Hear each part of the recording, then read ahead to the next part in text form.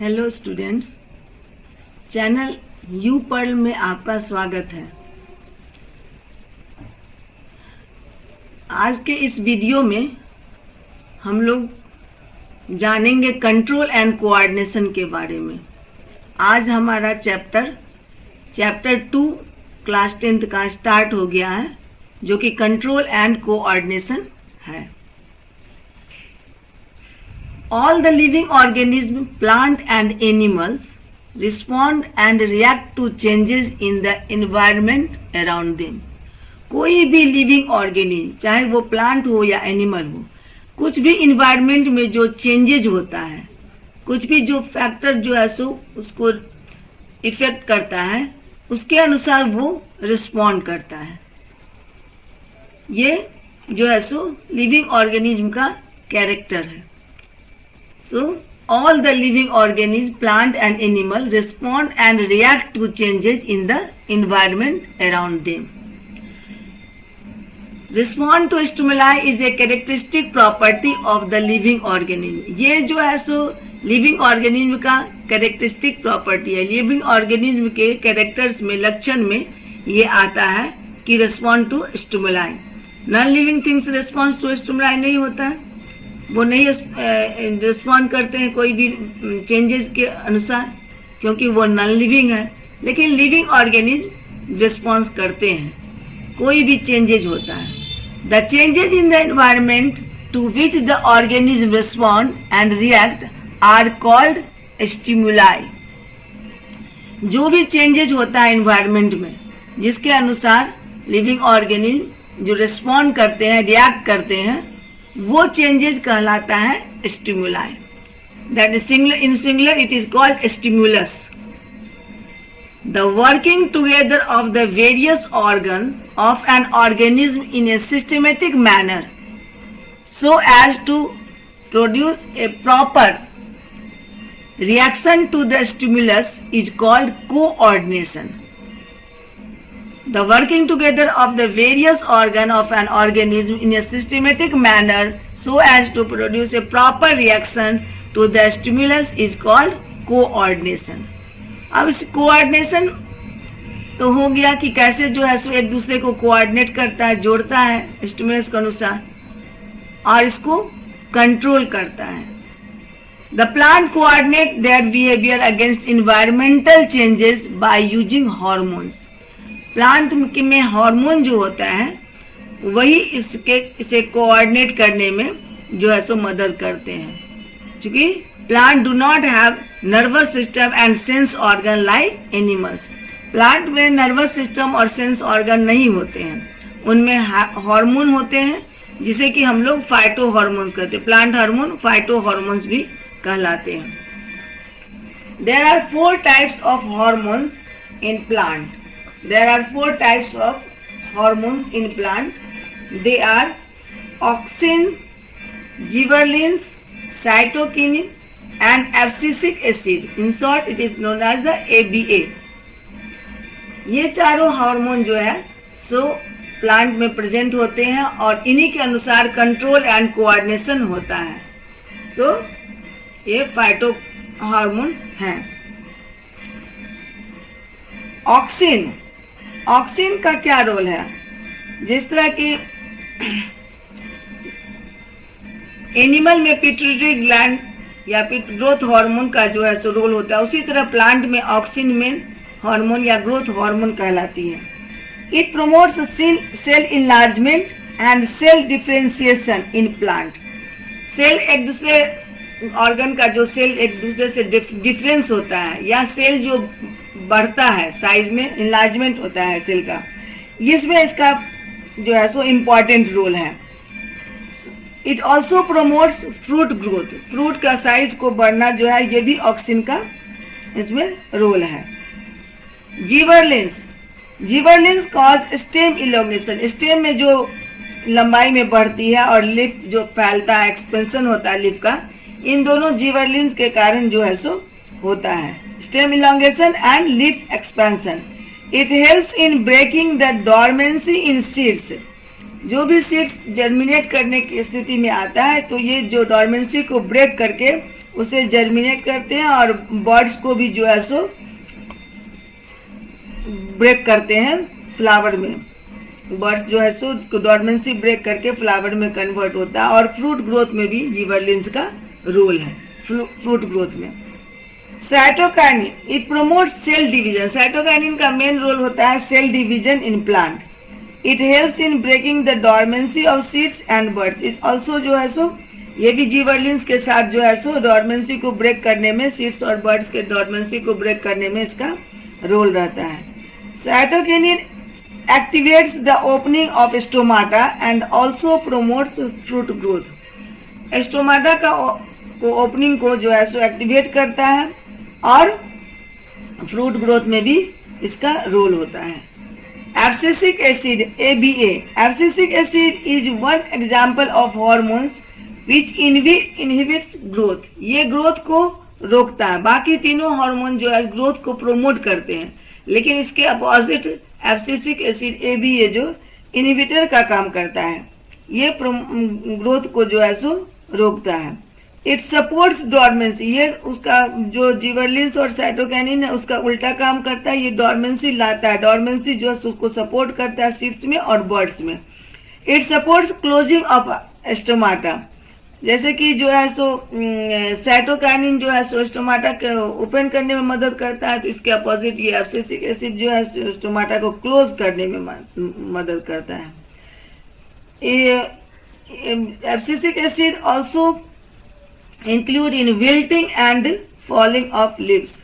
Leaves जो wilt कर जाते हैं या गिरते हैं, फ्लोरल पार्ट जो गिरते हैं, फ्रूट जो गिरते हैं, ये सारा जो है सो एब्सिसिक एसिड के का इसमें इम्पॉर्टेंट रोल है। तो ये सारे हार्मोन जो हैं जो कि प्रोमोटर भी कहलाते हैं और एक्सीलेटर कहलाते हैं। Balanced and control developments of plant, growth accelerator and growth inhibitor both are takes place by this plant hormones. ये सारा इम्पॉर्टेंट फंक्शन है इन चारों हार्मोन्स का, auxin, gibberellin, cytokinin and abscisic acid. अब प्लांट हार्मोन के बाद हम लोग जानेंगे प्लांट मूवमेंट। प्लांट मूवमेंट क्या होता है, कैसे होता है और कितने तरह के होते हैं।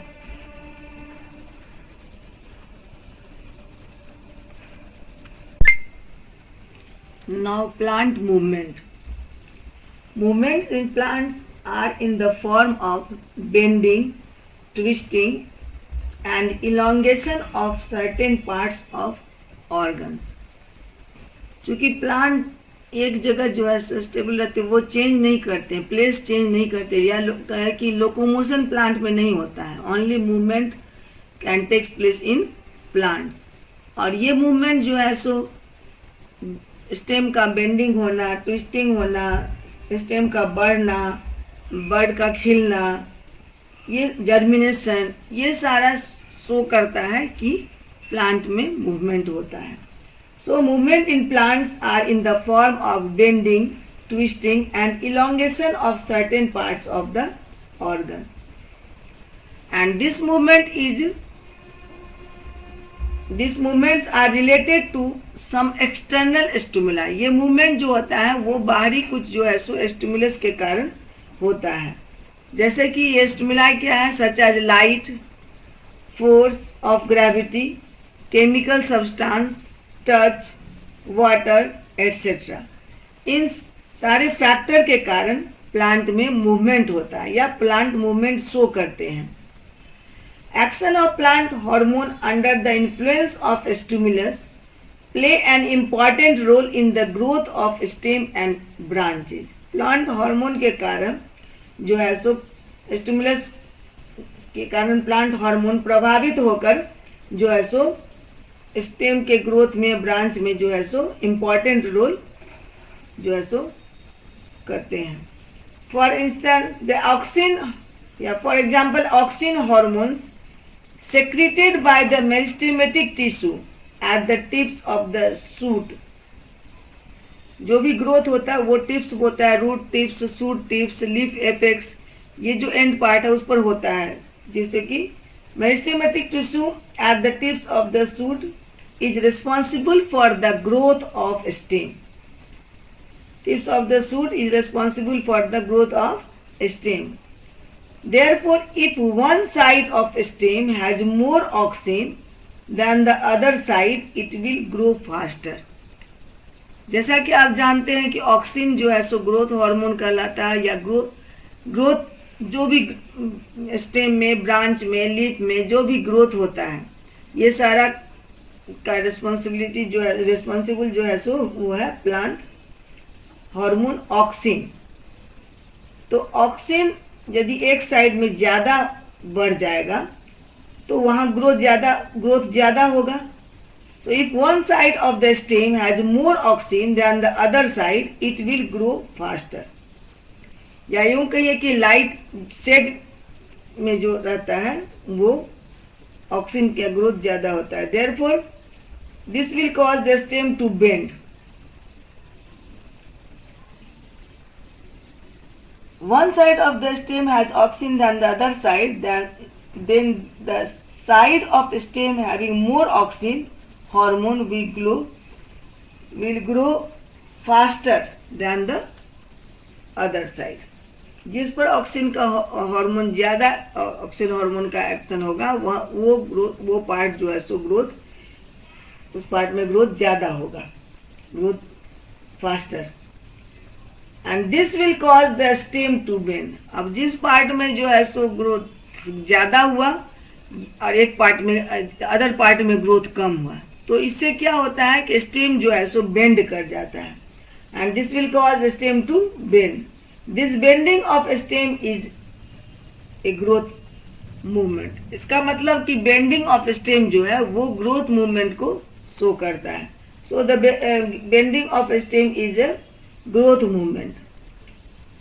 Thus the movement of any part of the plant is usually growth movement. कोई भी पार्ट में जो ग्रोथ मूवमेंट होता है ग्रोथ के कारण, वो उसे कहते हैं growth movement. The movement in plants due to external stimuli are of two types. दो तरह से एक्सटर्नल स्टिमुलस के कारण दो तरह से मूवमेंट होता है प्लांट में. दो तरह से मूवमेंट होता है जो कि कहलाता है ट्रॉपिक मूवमेंट या ट्रॉपिज्म, और दूसरा कहलाता है नास्टिक मूवमेंट. ट्रॉपिक मूवमेंट जो है सो वो डायरेक्शनल होता है, डायरेक्शन के अनुसार होता है. इसमें नास्टिक मूवमेंट में कोई डायरेक्शन फिक्स नहीं होता है. First we will know about the tropic movement. पहले हम लोग ट्रॉपिक मूवमेंट के बारे में जानेंगे कि ट्रॉपिक मूवमेंट क्या होता है. Tropic movements are caused by external stimulus coming from one direction only. अभी बताए थे कि ये जो है यूनिडायरेक्शन होता है, यूनिडायरेक्शनल होता है. तो जिस तरह से जो स्टिमुलस जो है सो एक्सटर्नल स्टिमुलस है, उसी डायरेक्शन में जो है सो प्लांट मूवमेंट या ट्रॉपिक मूवमेंट होता है.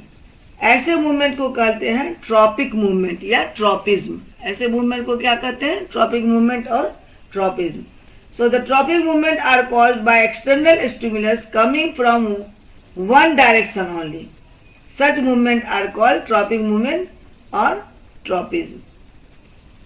So the tropism is the directional movement of the part of plant due to its growth.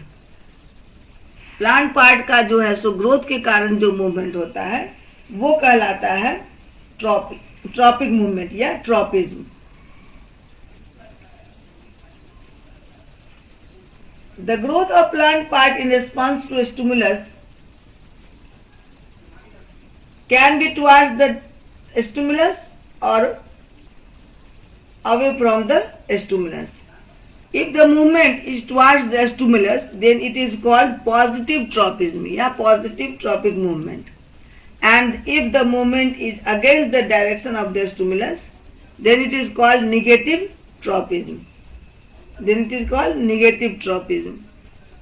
वो निगेटिव ट्रॉपिज्म कहलाता है. यदि जो है सो स्टिमुलस के तरफ मूवमेंट होता है, स्टिमुलस के डायरेक्शन के अनुसार मूवमेंट होता है, तो वो कहलाता है जो है सो पॉजिटिव ट्रॉपिज्म. और यदि उससे अवे होता है या अपोजिट होता है तो कहलाता है negative tropism. Depending on upon the nature of the stimulus there are various types of tropic movement. Stimulus के नेचर पर डिपेंड करते हुए बहुत तरह के जो है सो ट्रॉपिक मूवमेंट होते हैं. As for example geotropism, phototropism, hydrotropism, chemotropism and thigmotropism.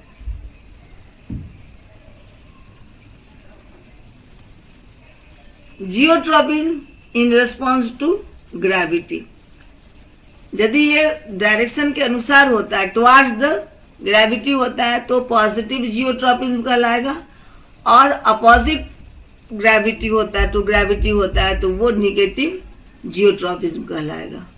उसी तरह phototropism in response to light. यदि टुवार्ड्स द लाइट होता है तो पॉजिटिव फोटोट्रॉपिज्म कहलाएगा, और या अगेंस्ट या अवे फ्रॉम द लाइट होगा तो निगेटिव फोटोट्रॉपिज्म कहलाएगा.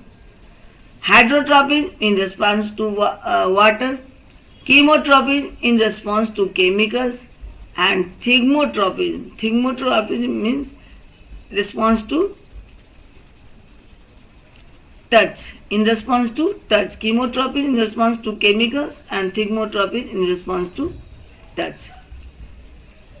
These are the different types of tropin. Now we will know in detail about this tropic movement. Now we will try to know about the tropic movement in detail. First, geotropism. The force with which the earth attracts all the things towards it is known as gravity. As you know, gravity or gravitational force, it always acts in the downward direction. ये हमेशा नीचे की तरफ खींचता है. The response of a plant to the force of gravity by either moving towards or away from the earth is called geotropism. It is also called gravitropism. If the movement towards the gravity is called positive geotropism, and the movement, if movement away the gravity or gravitational force, then it is called negative geotropism. Now, phototropism. Stems or aerial part of the plant has bent towards the light.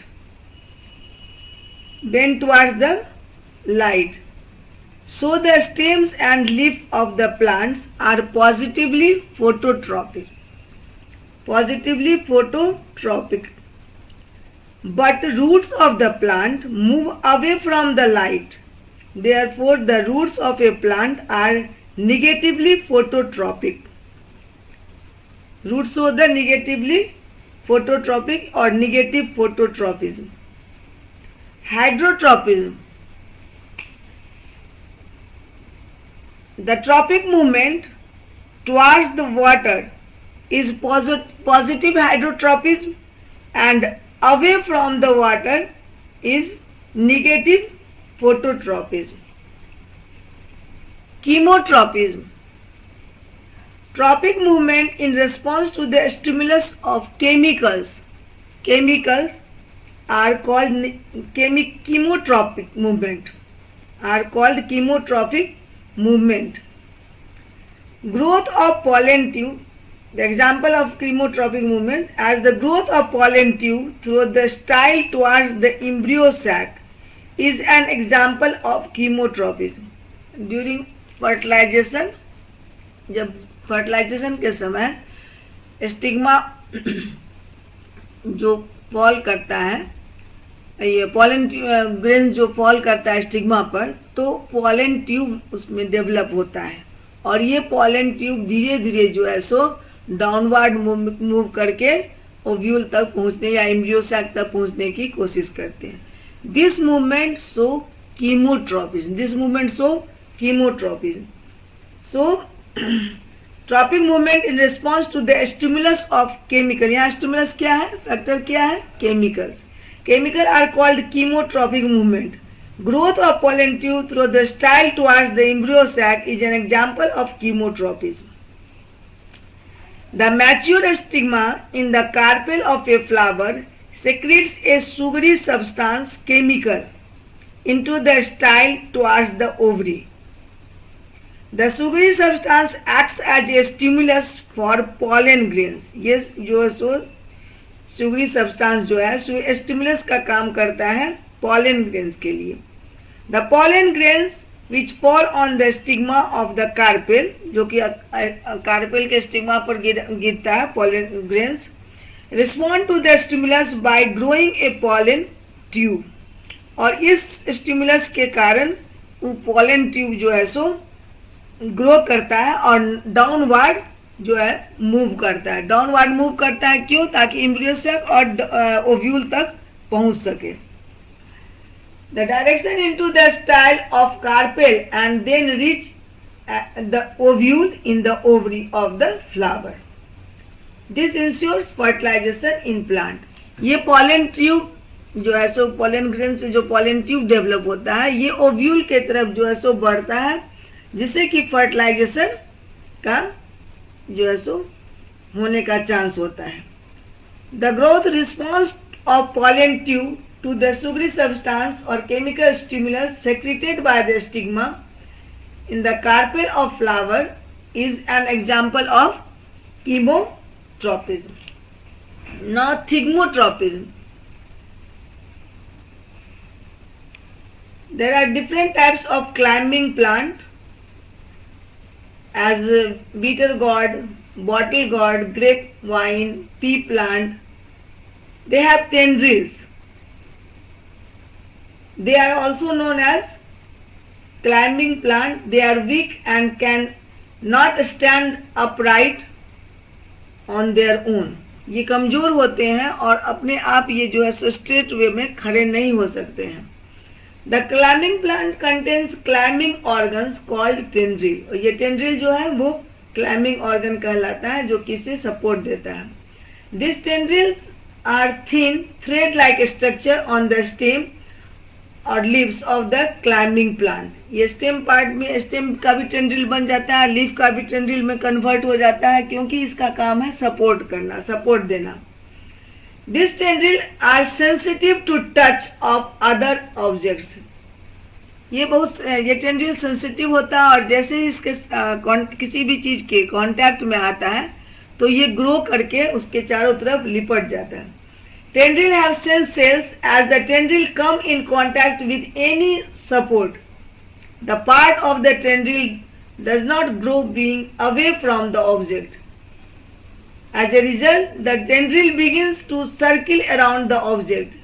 जैसे वो touch में आता है तो वो आगे नहीं बढ़ता है और उसके चारों तरफ लिपट जाता है जिसके कारण उसे सपोर्ट मिलता है. This winning movement of tendril of climbing plant is an example of thigmotropism. Here stimulus in thigmotropism is the touch. यहाँ इसका स्टिमुलस क्या है? टच है. कीमोट्रोपिज्म में क्या था स्टिमुलस? कीमोट्रोपिज्म में स्टिमुलस था सुगरी सब्सटेंस केमिकल.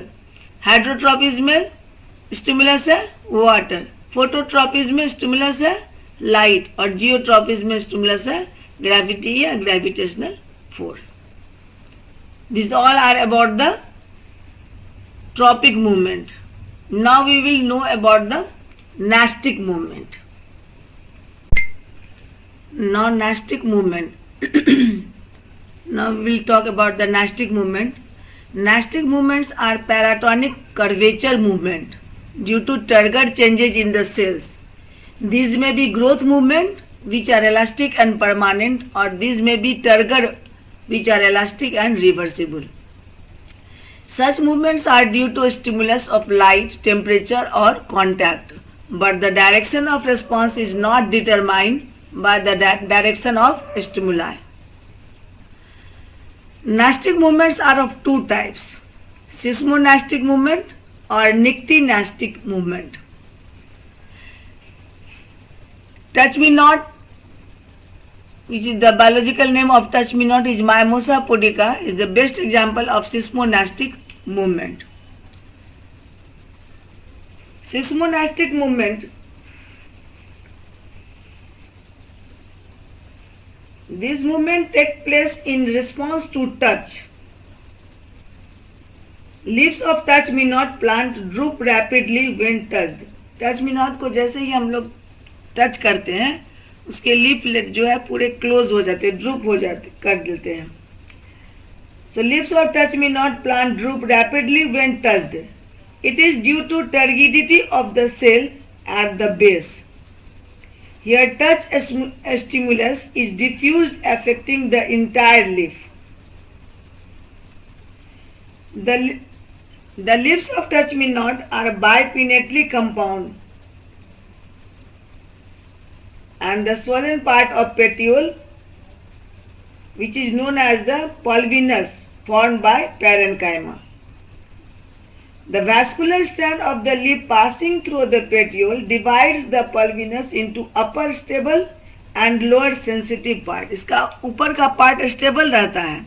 पल्विनस जो है वैस्कुलर स्ट्रैंड जो पास होता है पल्विनस से लीफ में, जिसको मेन वेन भी कहते हैं, तो उसके कारण जो है सो ऊपर का पार्ट जो है पेटियोल डिवाइड कर देता है दो पार्ट में पल्विनस के कारण.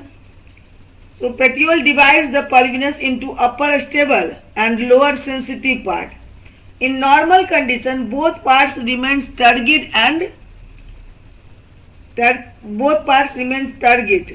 but due to equal turgidity, the leaf remain erect. दोनों में बराबर जो है सो टर्गिडिटी है, जिसके कारण लीफ जो है सो सीधा रहता है. As the leaf is touched, the stimulus reaches the pulvinus. जैसे ही टच किया जाता है तो स्टिमुलस जो है pulvinus swollen part of petiole तक पहुंच जाता है. एंड चूंकि lower part of the touch me not is sensitive part, तो the upper half remains unaffected but cells of the lower half lose water and become flaccid. जो जैसे ही touch होता है तो उसका अपर पार्ट जो कि स्टेबल है वो तो अनइफेक्टेड रहता है, बट नीचे का पार्ट जो कि सेंसिटिव है टच के कारण जो है सो ये वाटर लूज कर लेता है और फ्लैसिड हो जाता है. Thus the leaf droops down due to loss of turgor pressure. Turgor pressure के कमी के कारण ये ड्रूप हो जाता है, लीफ जो है सो ड्रूप हो जाता है. But after some times when the stimulus diminished, जब स्टिमुलस का प्रभाव खत्म हो जाता है, cell again becomes turgid and the leaf returns to its normal position. Now nyctinastic movement. Nyctinastic movement takes place due to change in day and night. दिन और रात के बदलने के कारण कुछ प्लांट्स के लीव्स और फ्लावर्स में जो है सो चेंजेज होती है. The movements of leaves and flowers of some species which take place due to change in day and light and they take up sleeping position at night are called nyctinastic movement. These movements occur in response to day and night. They are also known as sleep movement. These are paratonic reversible movement due to turgor change in cell. Depending upon the stimulus, they may be photonastic and thermonastic. Photonastic, when movement is induced by the change in light intensity. जब light intensity के कारण movement में change होता है तो कहलाता है फोटोनास्टिक. जैसा कि एग्जाम्पल में है फ्लावर ऑफ निकोटीना, ऑक्जेलिस, ओइनोथेरा, ये सब फ्लावर का जो है सो डे और नाइट के अनुसार इनमें चेंज होता है. The movement due to change in temperature is called thermonastic. The flower of tulip and crocus so thermonastic movement. The flower of tulip and crocus, so thermonastic movement. This respond to an increase in temperature by increased growth on the upper.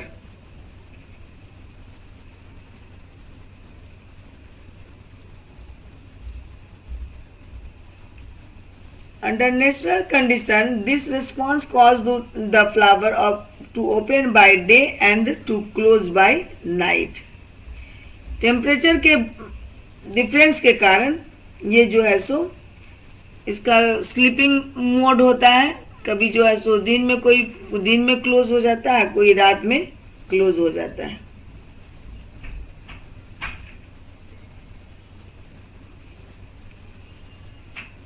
One important thing that the all tropism are growth movement, but all nastic movements are not growth movement. As for example, touch me not plants. The folding of leaves on touching is not a growth movement. Touch me not को जब हम touch करते हैं उसका leaf जो fold हो जाता है, ये ग्रोथ मूवमेंट नहीं है। But the opening and closing of petal of flower by the action of sunlight is a growth movement. So all tropism are growth movement, but all nastic movements are not growth movement.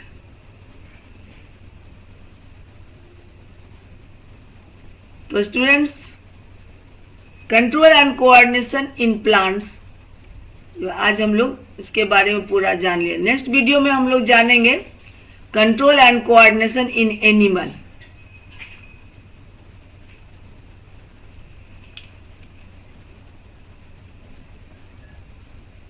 आपको यदि video अच्छा लगे तो उसे like कीजिएगा और channel को subscribe कीजिएगा। नेक्स्ट पार्ट में हम लोग मिलते हैं, control and coordination in animal.